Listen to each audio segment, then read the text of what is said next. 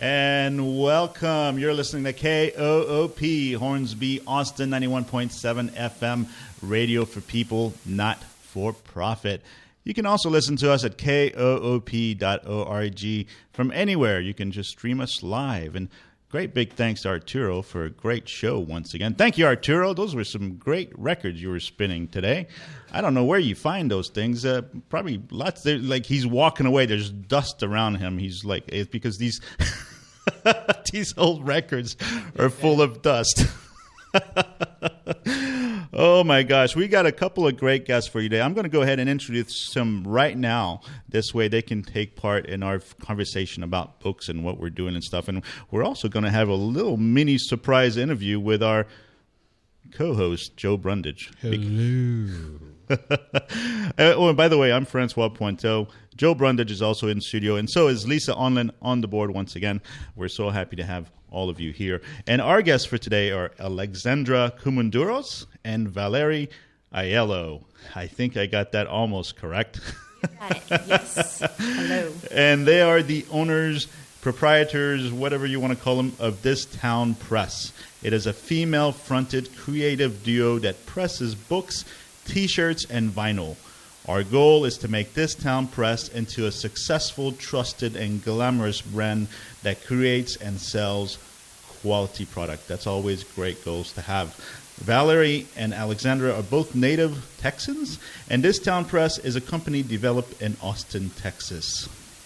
Currently, This Town Press has 4 products for sale, and we'll talk about that in just a second because many of the names of their titles are things that I cannot say on the radio. So we'll just keep it at that, and we'll introduce them. We'll let them also tell us a little bit about themselves before when we start our conversation. But to start with, what are you reading right now? Lisa, are you reading anything interesting? I've just actually recently finished not one but 2 books, both actually with a kind of a similarity as they're both told. The main narrator is a young girl, maybe a young woman even, kind of in their 13 and 14-year-old selves. So they were both very interesting books. The first one I finished was Tell the Wolves I'm Home by Carol Rivka Brunt. It was actually a debut novel from Carol, and it was set in New York in the mid-80s, actually. So her uncle has just passed away, and it's the story of her kind of grappling with the idea of this is when, the AIDS epidemic had just kind of come out into public knowledge, and that is what her uncle had actually died of. So it's that grappling of this huge issue from a 14-year-old's perspective, and kind of juxtaposing that with what's going on in her just regular high school life. So it was a tearjerker. It was a fantastic book. I read it in 2 days. I couldn't put it down. So that was the first one I finished. And the second one was After Her by Joyce Maynard. And I had actually read this one after finishing Labor Day, which was another Joyce Maynard novel. This one was a little bit darker. Also, protagonist was a young woman in her early teens. This one was set in 1979, actually, so the end of the 70s, and it's kind of a darker murder twist there. There's a serial killer who kills people on a mountainside in San Francisco, and she happens to live just beneath this particular mountain, and her uncle, it's her father, actually, I'm getting confused there. Her father is actually a detective who's covering that particular story. So, again, a little bit darker, definitely coming-of-age type of novel, and one I thoroughly enjoyed. But do you purposely go for young adult novels? It seems like the last few weeks. No? This one is not actually, neither of them are classified as young adult novels. So they're both actually adult novels that are written from the perspective of younger women, which I think as a woman, it's a very interesting time, that period of time when you're 13, 14-year-old, you're kind of getting a grasp of the adult world. And even as an adult woman reading from that perspective, there's a lot to be gained, I think, from that. And again, it wasn't young adult. It was actually an adult novel. Well, it's kind of like what Louisa May Alcott did with Little Women. I mean, she had the task of covering perspective from more than one young lady and everything, different ages, different places in time with regards to a woman's life. So that was a pretty awesome task. Mm-hmm.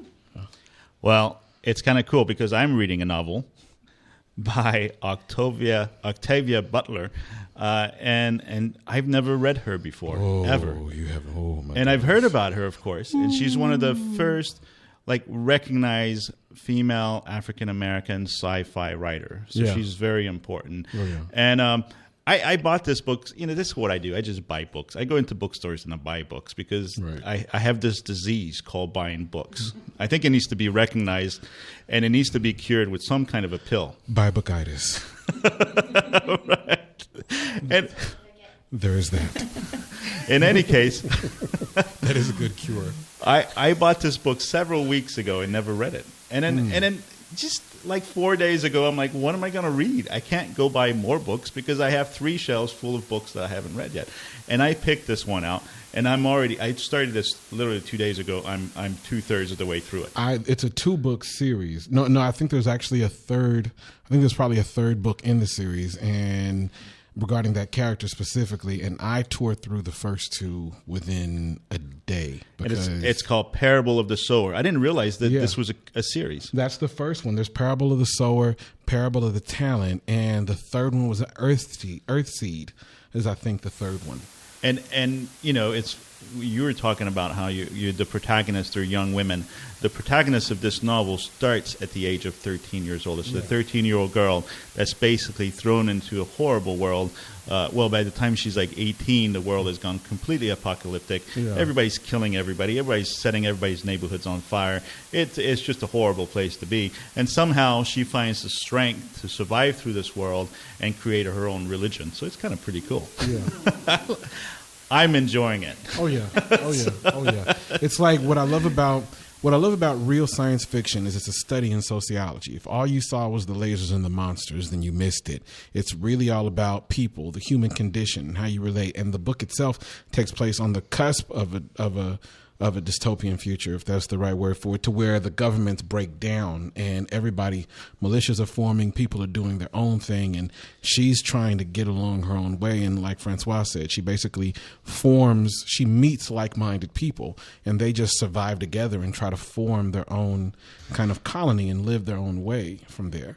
But I think it's interesting what Francois touched on before as well, is sometimes having a character that is slightly different from the reader, in this case, a 13-year-old girl, the way she views the world, would be the way she narrates the book. It was the same with the 2 books I finished, is entirely different from an adult perspective. Right. And sometimes that is in itself interesting to read. Oh, yes. How a 13-year-old girl would react to such a horrific, situation. Yeah.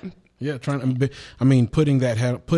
into that person's shoes, not just trying to see things from a perspective of a 13-year-old girl, but a 13-year-old girl going through that. And what sold me on this book, because, at first I was a little, I wasn't sure what I was getting into. Yeah. It's not the type of book that I usually read. But what sold me on the story is because of how believable it is, even though it's an unbelievable world that it's told into. Mm-hmm. And at first she's living in this very protected neighborhood. There's all this chaos going outside of her neighborhood, but they lived in kind of a walled city. They're in this world that Octavia Butler has created. They're actually, even though they're barely making it, they're still the upper class. Right. There are a lot of people out there who are just desperate to get the little that they have. And as a 13-year-old character, she already knows that this can't last. There's the masses outside that have nothing, and there's a tiny, tiny, tiny percentage of the population inside the walls that has everything. Mm-hmm. And she knows it cannot last. And nobody in her neighborhood, as a 13-year-old girl that's just figured this out, she's going out telling people. And she gets beat down. And because all these people are in complete denial. Yeah. And eventually what she says happened does happen, the whole neighborhood gets burnt down, and this is when her adventure starts. Right. But that's what sold me on the book is how honest it is, and how and when there is chaos going on outside, and when there is all these horrific things going on, but we still have our TV that works, we still have our water faucet works, and our electricity works. We all have a tendency to, well, it can't be that bad. You're in that state of denial. And I'm not saying that it's all going to go down tomorrow, but you're in that frame of mind to where you don't want to acknowledge what's going on. You really don't want to have to. And she's taking it upon herself to say, this is what's happening outside of our doors. I'd rather, there's a saying, the worst part of the whooping is the wait. If it's out there, let's just get it over with and deal with it and move on with our lives. Now, before we bring our guest into this conversation, and we are having a little bit of some microphone issues here today, and so we only have 2 out of 5 that work, so it's going to be a little bit of a juggling. So if for some reason some of us get a little far from the mic, you can't hear us, please forgive us. We're trying here. What it is that our guests are so awesome, and we want you to know that awesomeness radiation is a very real thing in this country. If you are so awesome, then you may damage electrical equipment in your vicinity. And our 2 guests are so awesome that an AMP, or as they refer to in the scientific community, an awesome magnetic pulse, swept through and disabled 3 out of the 5 microphones. And that's just the world that we're living in right now. It's a crazy world. We do get that a lot. And yeah. The mics aren't on, but we'll make this work. And the other thing that's happening today that's pretty exciting and has all of us nervous, because we actually have a peanut gallery in studio. Mm-hmm. We have people watching us do this show live on the air. Mm-hmm. So my friend Mai Hazelman, who is a realtor here locally in town, she asked me a few weeks ago if she could bring some high school kids to the studio so that they could see what we do here. Now, I'm not sure how interesting this is. They're probably looking, these guys, they don't know what they're doing. I mean, they probably know a lot more than we do already. And these young ladies are Camilla and Hannah, and we're so happy to have them here in studio today to observe us in I'm not sure what we're doing, but we're having fun doing it. I'm not sure either. I'm over 40 years old, so all the coolness is left in me. So if either one of them want to go outside and play Angry Birds, if that's still what's happening right now, I'm totally cool with it. I don't judge. They're laughing. I think they're over that game. I think that's way old. That's how old I am. It's crazy. It's crazy. Joe, a little things just happened last week that you were slightly a part of. It's called Austin International Poetry Festival. Or slightly a part of the result of. You are the director of this incredible association here in town. Indeed. This organization that does some pretty cool stuff. And I wanted you to kind of give us a little recap of what happened last week, some of the highlights, some of the fun things, some of the frustrations that we'll try not to hone in on the frustrations too much.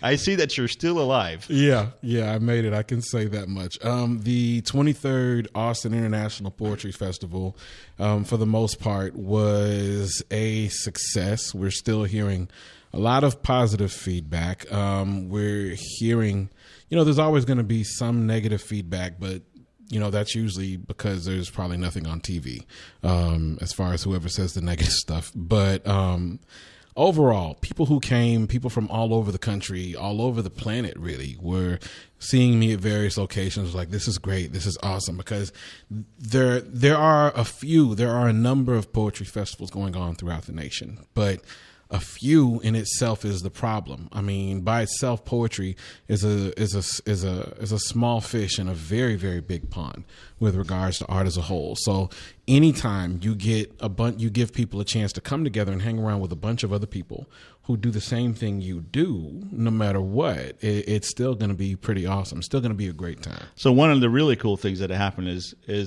probably your biggest guest in years, if not decades, was here just this 2-3 days ago. Oh yeah, Nikki Giovanni was here. Yes, she was the first time we introduced what we call the headliner poet, to where we because normally as part of the festival we select features. We approach and select features from all over the planet, international, national, on a state as well as local level, because we got to show you how we do it in Austin. But we have each of those poets read at a feature reading, and throughout the festival, some of them will give workshops. But my first time using Headliner, we did go with Nikki Giovanni, and she read at the Austin Convention Center, and it was. What was some of the highlights of meeting her and getting to shake her hand, and did you get to have any personal time with her? Just meeting her and shaking her hand would pretty much cover it. I could pretty much just ascend to heaven after that. It was just that.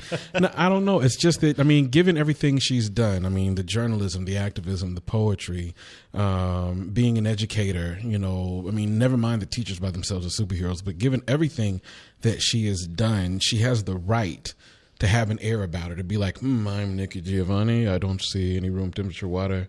I want all yellow M&Ms. She could be like that if she wanted to. But she's not. She's not. She's that. Like, I keep telling people, the only way I could really describe her awesome personality is like, if you've ever lived in a neighborhood, if you ever grew up in the neighborhood where there was that one lady who everybody knew and nobody had anything bad to say about her. She treated everyone's kid like they were all her kids. If you saw her on the street and she's like, baby, I'm cooking some pot roast at 7. I want you to stop on by. It wasn't a question. You just said, yes, ma'am, and you showed up. Not because she made you do it, but because that pot roast was amazing and you really loved her company. That's Nikki Giovanni. She was that personable. She signed autographs, took pictures. When it was time to take her to the hotel room, she was like, oh, you sure I can sign some more autographs?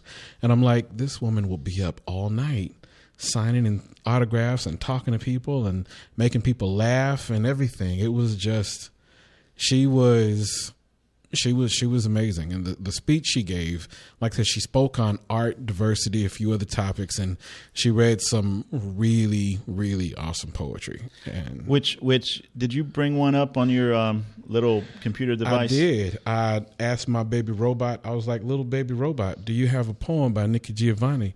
And the baby robot said, yes, Joe, you know I do, because I love you. And I was like, thank you, baby robot. That's what it said. I'm glad you have that kind of relationship with your baby robot. You have to love your baby. If you have a smartphone, you know, they're not smartphones. They're little baby robots, and they're here to save you.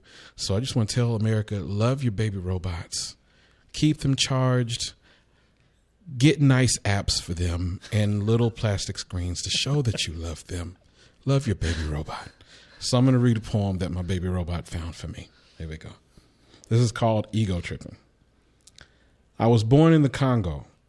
I walked to the Fertile Crescent and built the Sphinx. I designed a pyramid so tough that a star that only glows every 100 years falls into the center, giving divine perfect light. I am bad.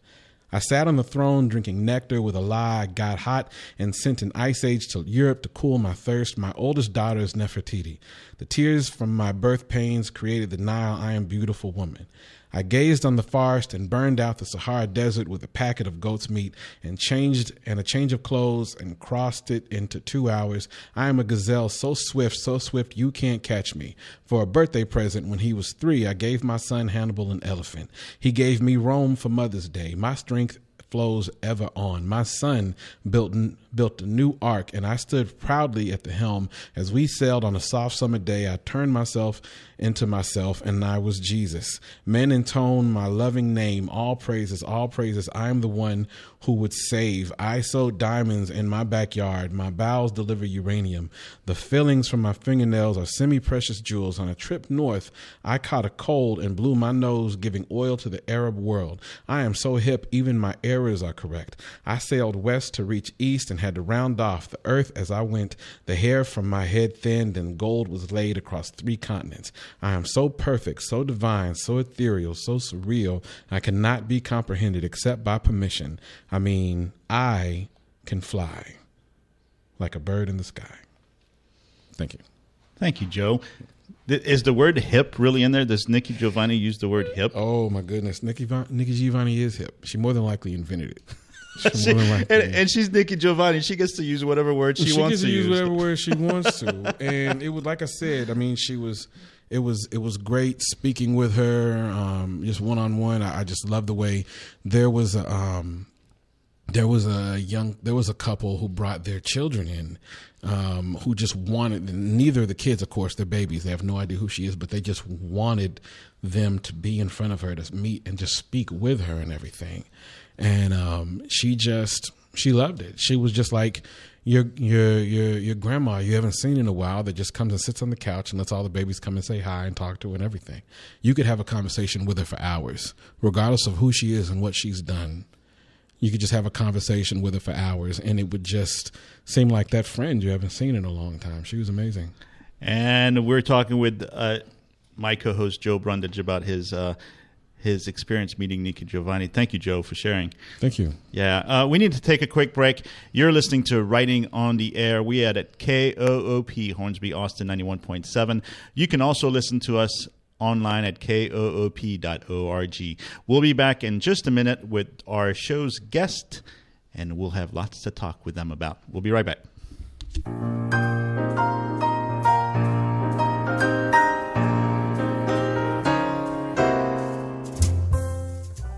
If you're looking for intelligent conversations about ideas that matter, you found the right place. Join me, Khotan Shahbazi Harman, for an hour of great conversations on the award-winning radio show Idea Lounge with some of the leading thinkers, creatives, and practitioners in Texas and beyond. I hope you can tune in and be inspired by what you hear and to awaken to who you are and find your path of service in our world. I'll look for you each Thursday at 6 p.m. here on KOOP 91.7 FM and online at koop.org. This is your community radio.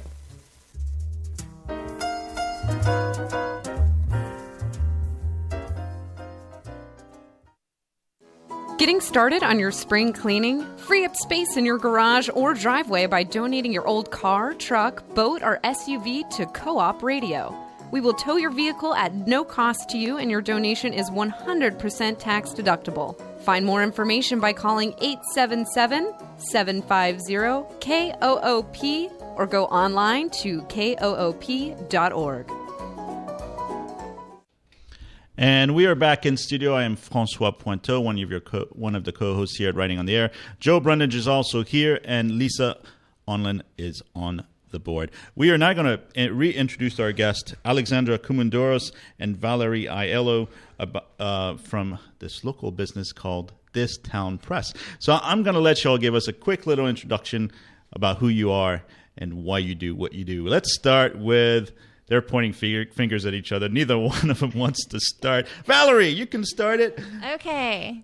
And first of all, I want to say, Valerie, we've known each other how long? We've For a while. 5 years or so, maybe? I think so. We've hung out. I've had some beers. Yeah, and I used to co-host a show that you were producing for a second. Yeah, I had a variety show, and I used Francois as one of the hosts, and he was a great host, and we had 12 acts there was like an act every 15 minutes. People still come to me sometimes to say, Francois, why aren't you doing this anymore? I say, I don't know. We got to bring it back. We got to bring it back. So Valerie... Why don't you start? Tell me a little bit about who you are, Valerie. Okay, so I'm Valerie Aiello, and I'm from Austin, Texas, and I am officially a graphic designer that got my degree at Southwest Texas. That's what it was called when I went there.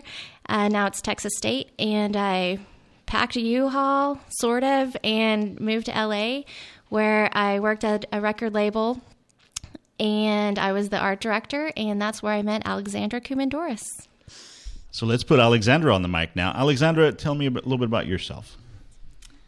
Hi, I'm Alexandra Koumoundouros, and I'm a native Texan. I'm from Dallas. So yes, Austin, I have Dallas. You're Austin. You're welcome. And I grew up in Dallas, and I am a part of a very large Greek family. And when I was about 20 or so, I just packed up my car with whatever I could fit and had $500 in my pocket and drove out to LA.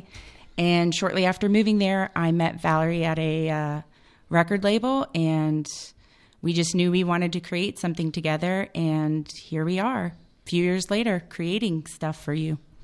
So how long ago is that? And when did the idea come that you guys wanted to put a small press together? So answer that, and then we'll get into what exactly kind of press you are owning and running.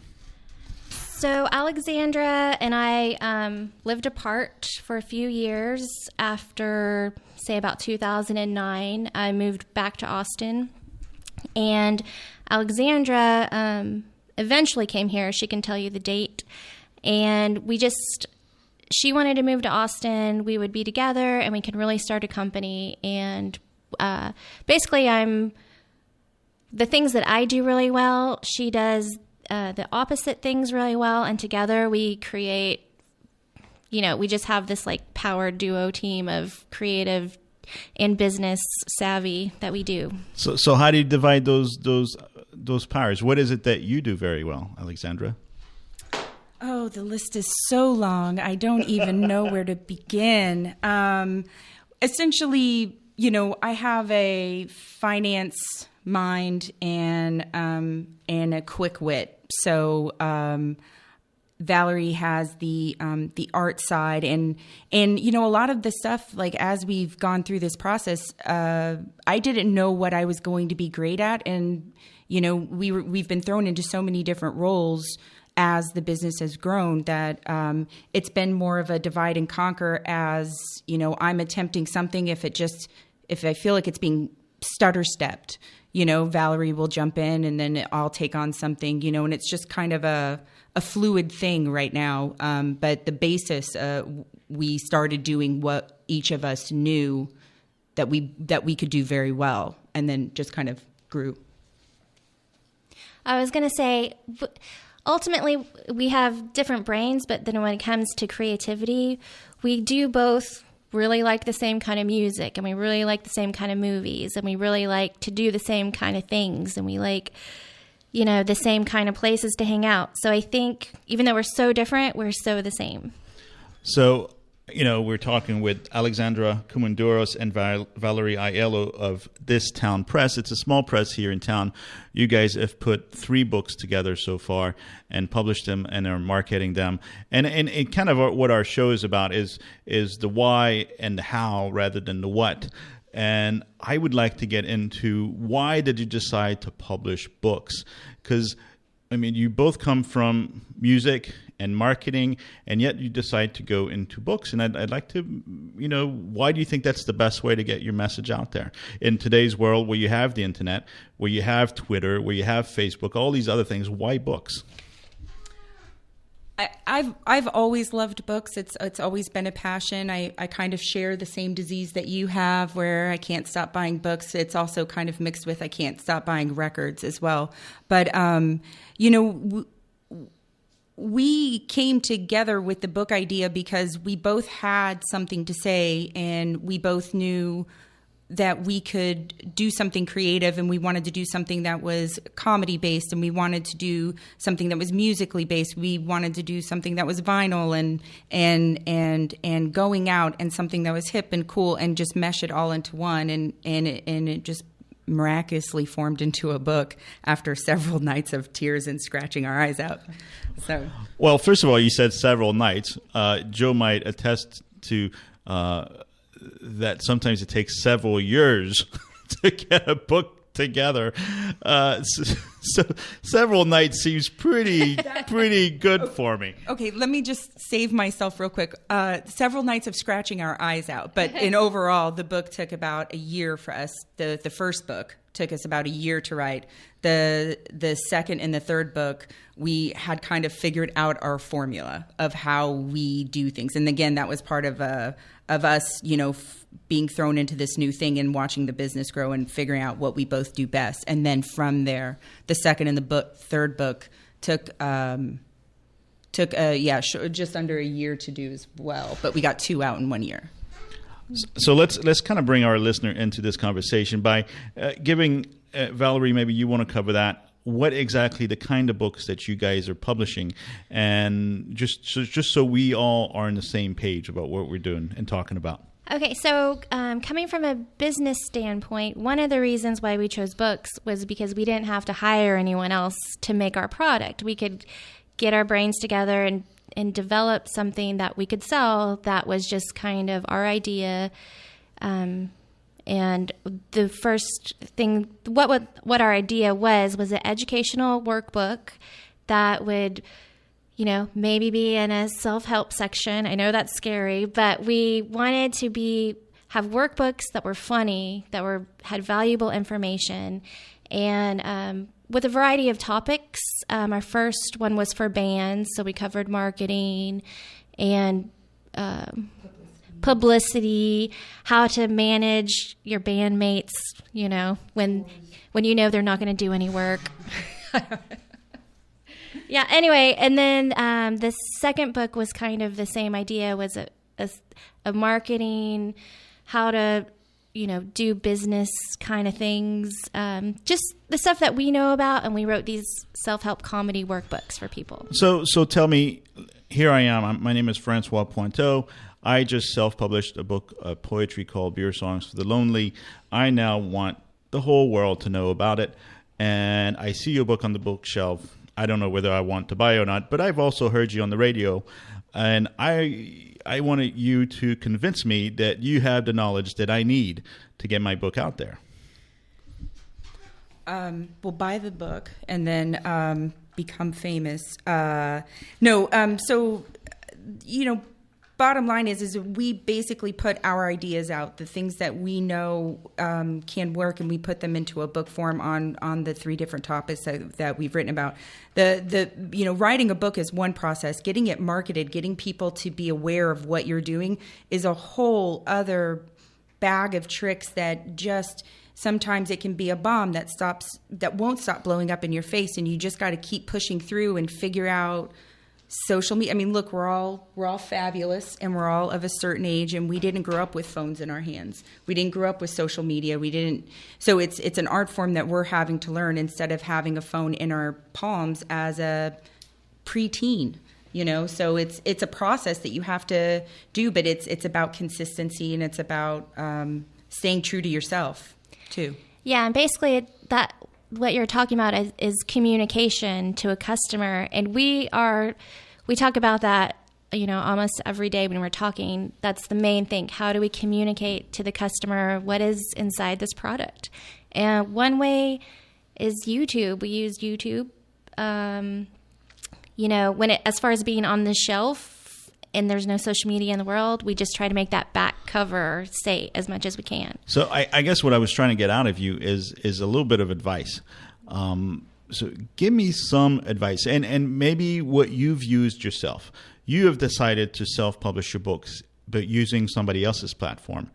And I think that's what most people are doing these days. Now, the old way of self-publishing, 20 years ago, when there was no such things as Smashword or CreateSpace or all these other services out there, was to basically go to the Xerox machine at the local Xerox machine convenience center and print out like 10 copies of your book and staple them together and then give them out to your friends. It's evolved since then. We've evolved tremendously, that to the point that a book that I self-publish using CreateSpace or Smashword or the service that you guys use, which I forgot the name, they look like books that everybody else is publishing, which is pretty much evening out the field. So tell me a little bit about your experience in self-publishing, and maybe give me some advice as a writer, and not just me, but all the other writers out there who are listening, what you can do to make your product stand out. Okay, well, a lot that you can do.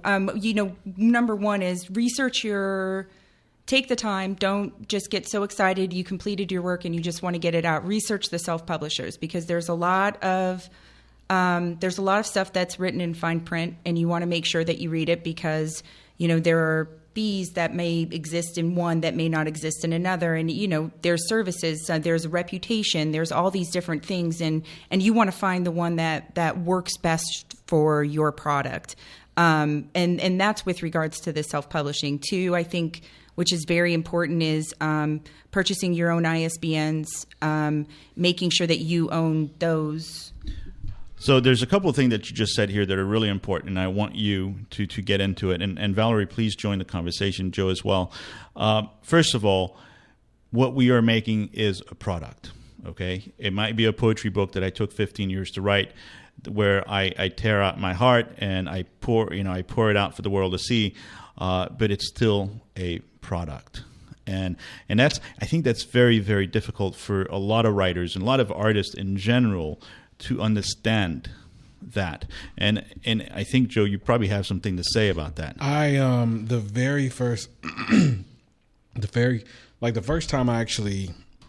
The first full book that I did, not counting the little chapbooks that I'd staple stitch, here and there and everything. The first real book that I did, I was in such a hurry. Sometimes you get to that new plateau, you don't stop. You don't have that person behind you. You need that person behind you to make sure your T's are crossed and your I's are dotted. And me, I was so happy to finally do it. I had two very close friends of mine edit my book. Both of them did a great job. The first thing you mentioned was the ISBN number. And I love that. And I tell writers, because it's a lesson that I learned, I was in such a hurry and I was so strapped for cash, it was enough to have it printed out. I didn't even think to get the ISBN number for it. So now I have the book printed, but now when I have it reprinted, I have to purchase a separate ISBN number for it, because you can go through all these little so-and-so, vanity publishers and everything, and you can take your ISBN number with you. So if I publish Joe's big book, Old Poetry, and trust me, that's not what the book's called, thank God. But if I don't like that name, if I don't like the blah blah blah, name. if I don't like blah blah blah publishers, I can leave them, take my book with me. But if blah blah blah publishers gave me that ISBN number, then my book stays with them. Then they own the book. Exactly. They own that product. Exactly. Never forget. And I'm glad you used that word, because most artists are not going to say product. They're going to say my collection of poetry. They're going to say my novel. And all these things are true. And there should be their artwork. You've poured your art into these things. Yeah. But in the end, to be able to sell these works, because in the end, sure, I've written tons of poetry, but what's it good for if nobody reads it? Exactly. And you have to sell that work, and we all want to, paying rent with poetry is nearly impossible. But boy, wouldn't that be nice if I could pay a rent. Awesome. Oh, yeah.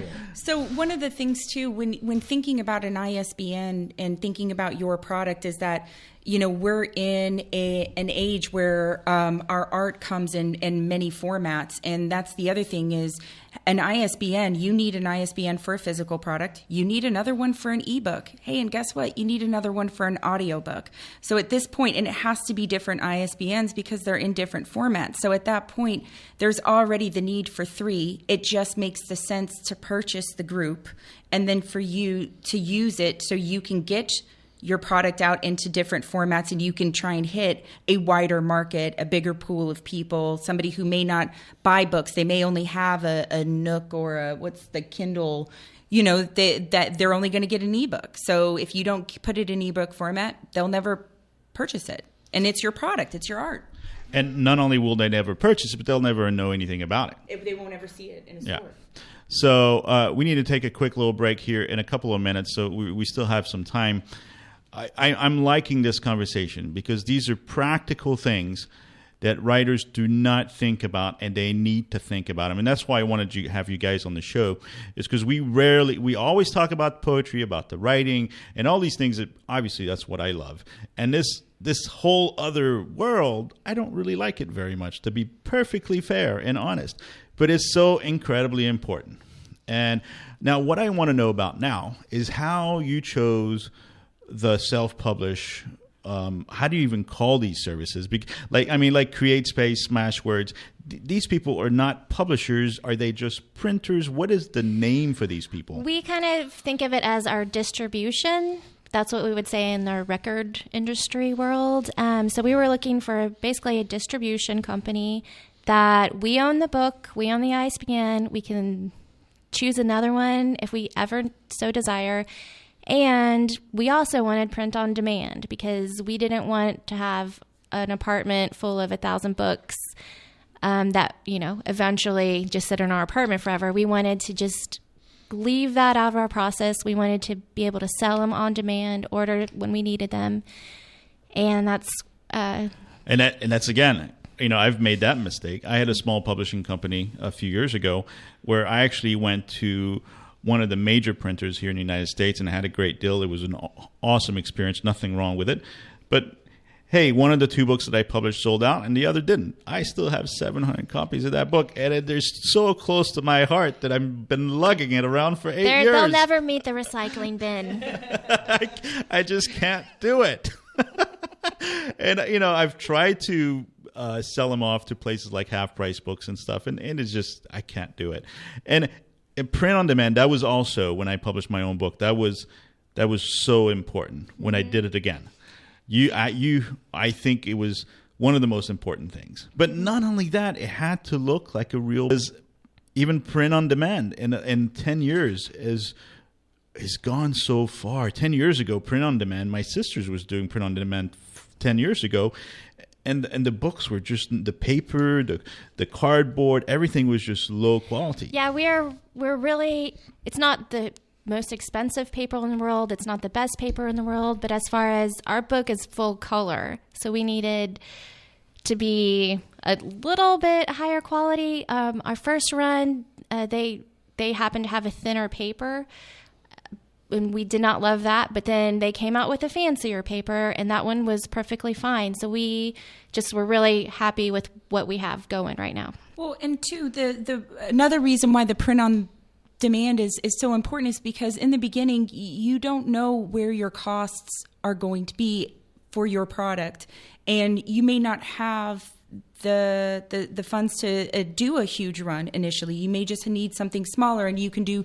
some other things that will help you pay for services or whatever you need to do to get your product out there that you'll need that money for. So the print on the demand actually helps you in the long run with your product.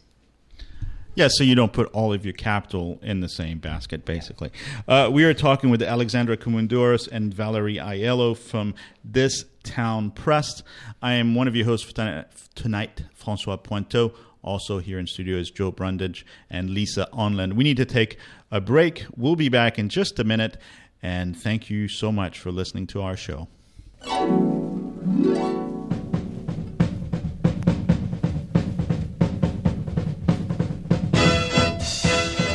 Co-op Radio features roots programming every morning of the week. This is Rod Moog inviting you to join me for the country, swing, and rockabilly jamboree Thursday mornings from 9 to 11. Our country is classic, our swing is western, and the rockabilly is the early kind from the mid-1950s. Thursday mornings 9 to 11. Look for you there. Support comes from Malvern Books, an independent bookstore specializing in poetry and fiction at 29th and Guadalupe, hosting a bilingual reading and discussion with Ecuadorian poet Santiago Vizcaíno and translator Alexis Leviton, reading from Vizcaíno's Destruction in the Afternoon, newly translated and published bilingually, Friday, April 18th at 7 p.m., More at malvernbooks.com. Thank you so much. And we are back in studio, and I read this little, this thing for Malvern Books, and I should have read it beforehand because I didn't realize the authors' names were going to be so difficult to read. Oh my, Lisa, you tricked me. I did nothing of the sort, Francois. I've been doing it for weeks, so. Oh, we are here in studio with Alexandra Koumoundouros and Valerie Aiello from This Town Press. And we're getting the kind of conversation that quite honestly, a lot of writers do not want to talk about. They're in total, it's like the book that I'm reading right now by Octavia Butler. Other than the protagonist, pretty much everybody else is in denial in that book. And most writers are in denial. They want to write the great American novel. They want to write the poem that's going to change poetry and that's going to reach out to all these people. But what they forget is you can't just create the art. Yeah. You have to find a way to put it out there. Everybody wants that. Most writers, they all want that golden moment where they get up on stage and they read that one poem that makes that one person stand up in awe and slow golf clap. And then there's the roaring applause right after, and they get carried out of the auditorium on people's shoulders and everything. And Hey, that happens to me every time I read. every time. It's what I call opicitis, and I tell people, you will never write, and I have to keep telling myself, you will never write the poem. You will never write a poem if you're too obsessed with writing the poem. You cannot. You have to keep writing. But once you are writing, once you have the manuscript, once you have the book, once you have the product, you have to be able to put it out there. Yeah. And that's why you two ladies are here today. You have to believe in it. A lot of people don't know, when Upton Sinclair did The Jungle, he was like, yeah, I'm guessing it's probably going to sell at least 10,000 copies. And the printers laughed at him. They sold out. That book kept selling. They had to go into reprints. The book was so popular, because not just because of what the book was about, but because Upton believed in it. He wrote it like he believed in it. And once he was done, he went to them and he let them know they had something. And you have to believe that. Yeah. So, but beyond believing, you have to believe in yourself. I think that's a given. But you also, especially in this world of multimedia, of networking and all those other things that are not necessarily a lot of fun, you have to have these tools. And so I want to see, from your perspective, you've published 3 books now, and one book is to help bands, local bands. What are the other 2 books? One is to help brands. So brands in general, could be a restaurant, could be a clothing line. We really just generalized all of our marketing and creative ideas of how to, get people to care about your brand. And then we also did one for singles, which is, it sounds funny, and we thought it was funny, and we wrote the book to be funny and helpful. And the reason we haven't mentioned the titles of the books is because they're not mentionable on the air. But that's because they're so awesome. Again, exactly. Awesomeness radiation, people. It's a very real problem in our country, along with I can't stop buying bookitis. Yeah. But if you would like to learn more about our guests, Alexandra Koumoundouros and Valerie Aiello, and about their business, This Town Press. Valerie, do you have a web address that people can go on to and check you guys out if they feel like it? Yes, www.thistownpress.com. And first rule of marketing, keep it simple, right? Right. So what is the distribution center that does print on demand that you guys decided to go with? We decided to go with Ingram Spark. They like I said, they've been great so far. We've really liked working with them. We had a little bit of issue with the paper at first, but that's been resolved, and they carry a certain reputation where one of the things that was very important to Valerie is that we wanted to control a lot of things that happened with our books. So we literally, every store that carries our book, we've walked into the store, we've talked to them about the books, we've asked them to carry it. They have or they haven't, but they're there because we've done it. We've walked into the store but when you tell them that you're with Ingram, and if the book starts to sell, they can do a direct order, and there's a certain, I guess, there's a certain thing behind that. So and this way you're not also, because CreateSpace is great, but CreateSpace you're automatically attached to Amazon, which a lot of independent booksellers have a little bit of a problem with. Right. So that was, we did a lot of research on picking the right distribution, but Ingram Spark, they just had so many yes answers that we just went with it, and we're liking it. And you're still able to make your book available on Amazon and on Kindle, and all the Amazon products? Mm-hmm. All of the normal chains, online, and if Barnes & Noble, did want to, they could order it. It's just really fantastic. It's just really available. So what are you doing now that you have your business, you have 3 books? What are you doing to get the word out that you want to help people? So we are we haven't gone viral yet. I think that's what you call it. So we're working on our online communication. That's our main number one goal, because it is so easy for someone to see it and click it and order it from Amazon. And we're also working on our, hitting the pavement, hitting the streets, going into stores, and being that book that you just randomly stop and look at. And see, but that's so difficult to me because, I had all these plans of stuff that I wanted to do to put my book out there, and I'm just working on my second book. Mm-hmm. And I mean, I know Joe went on the road. When was that, Joe? Was that like a couple years ago? About a couple of years ago, like in 2011, I left home and just went traveling for a year doing poetry. And I went ahead, like I said, it was something I had never done before. It took me forever to finish, the CD. I went on tour with a book and a CD, and it took forever to finally finish both. I mean, because it can lead one to procrastinate when it's something you've never, ever done before. You're worried that you're going to fail. So you kind of take your time. And I had friends behind me, like, threatening my life to finish it, and I needed that. And I could only afford a small print of like about 100. And I came back home with about 2 or 3 copies, and it's nothing to brag about because it's only 100. I went traveling and I regret, and I want to get the book reprinted, and there's a lot more accreditation I want to give as far as the people who helped me with the book. And I told myself that when I do it, I want to do it a lot more professionally. Like, I've been so busy behind the scenes with the festival and doing a lot of other side stuff that I've been looking at having the book reprinted, yes, but properly this time, with an ISBN number, with better representation, with better availability. When I say ebook, that doesn't mean that I converted the Word document to PDF. And that's not what an ebook is. And I'll email it to you if you PayPal me some money. That's not.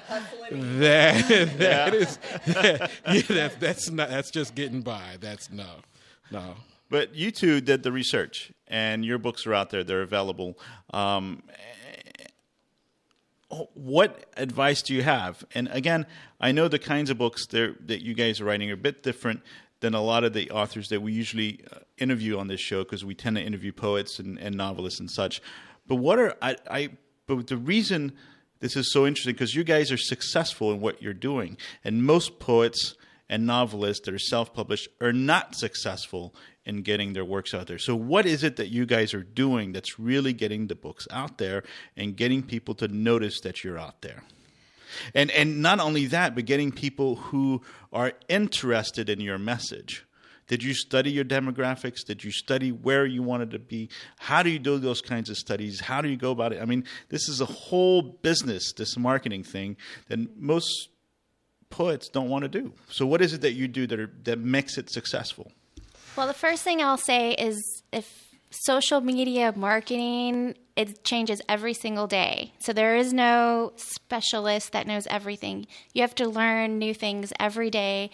And what was cool today is not cool tomorrow, and it's a learning process. But one thing that's been pretty good for us is doing in-person events, where we're trying to build it a little bit more, but we can get on Facebook and on our Instagram, and we can say, this is what we're doing, this is where we're going to be, and come meet us and come party with us. And it might necessarily be on the book topic, or it may or may not, but we're at least connecting with customers. That is our number one. How do we connect with customers? How do we make it fun? Yeah. And is that what you would say to... You think that poets can use the same kind of strategy? Yeah, I definitely think that poets can use the same kind of strategy. And I think that the other thing that, writers and poets need to get out of their head is that there's a certain way to do it. You just need to scratch that and just remove that from your brain, because you're the inventor of what's going on. There's so many different social media platforms out there. It's not only just finding out which ones are cool, but how to use them. So you're inventing the process that's going to work. And what may work for us may not work for you because of the type of work. It may be a different audience. So it's finding all of those things out. And that's the second phase. If, you think writing is just just it, and then it's done, and you're J.D. Salinger or Langston Hughes, and you can just start sitting back. And that's not the case. You have to hit the pavement, you have to meet the people, you have to sit on the computer, and you have to figure the maze out. And it's gonna be a challenge, but it's you'll learn so much more. It just gets easier and easier and easier. Yeah, for example, if you wrote a book about tripping on acid in Las Vegas, you might need to go to Las Vegas and trip on acid and invite every one of your Facebook friends, and they will come and be with you and buy your book. And we're not telling people to do that. No. We're not telling anybody to do that, by the way.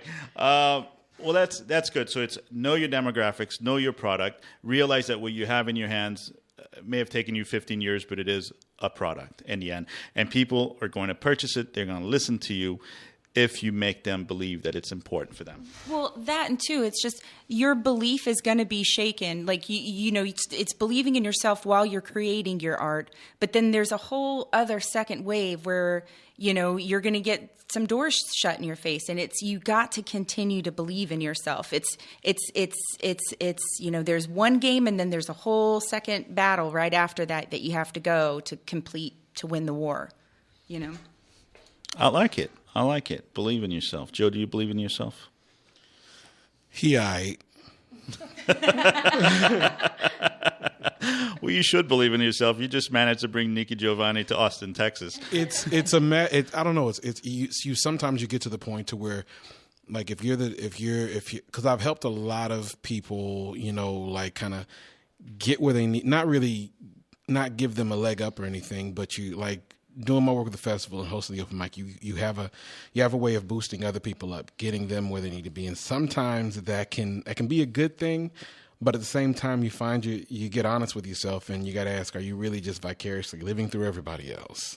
And I found that out when I did the book, and I was like, you know, holy crap, I got to do this. And I'm like, is this what it's like when I'm telling everybody you can do it? And they're like, shut up, Joe, I'm scared. I don't know what I'm doing. You know what I mean? But like they said, you have to not so much convince yourself, but believe that what you have is more than palpable, more than considerable. What you have is real, valid substance, and people will love it when they get their hands on it. And I think that's one of the most difficult part. You may have spent so much time creating whatever it is that you're creating, and yet to believe that it's a worthy art. Yeah. That's so hard. Valerie, Alexandra, we have just about 3 minutes left on the show. I want to know, what are some advice that you have for other publishers out there? What are practical things that they can do right now, that they can do tonight or tomorrow to help their startup businesses, their books, what they do to get the stuff out there? Don't be afraid to try something. You know, when we initially created this, the word events never came into our vocabulary. Doing YouTubes and YouTube shows and interviews weren't a part of our thing. It's just where your business, where your product, where everything starts to take you, just let it go organically. You know, don't force it. Just ride the wave, but don't say no because you think it needs to be a certain way. Valerie? I would say for writers that want to publish a book, research ISBNs and buy your own, and you know, really make sure you own everything. Those are some pretty good advice. And we have been talking with Alexandra Koumoundouros and Valerie Aiello from This Town Press. This has been a really awesome conversation. Next week, Joe, we've got ACC students coming on the show. We invite ACC every 6 months to come on the show and to talk about what they're doing, what's going on in the creative writing department. They publish a review, the Rio Review, every 6 months. And basically every 6 months we bring on 2 to 3 of the editors and 2 to 3 of the published writers. Right. And we have a big show about why they do what they do. Yeah. And it's always a ton of fun. And that's next week. Oh, yeah. It'll be good to hear what they got so far. And also I want to remind our listeners that you can always stream us online at koop.org. We also podcast every single one of our shows at writingontheair.com. And of course, you can friend us on Facebook and all the other things. Well, Facebook's the only one we do because I have no idea how Twitter works, and I don't even understand what Instagram is. One day we'll Tumblr. These things appear like every other second. There's a new social network. We'll see you next week. Lisa is telling me we still have like 30 seconds left, but we'll see you next week. We'll be back. This has been Writing on the Air. Buy books for your friends. Thank you for listening to KOOP Hornsby, Austin, 91.7 FM, community radio for Austin since 1994. KOOP continues our 24-hour stream of music and local programming at koop.org, where there is also more information on our diverse programming schedule. Find us back on 91.7 FM tomorrow morning beginning at 9 a.m.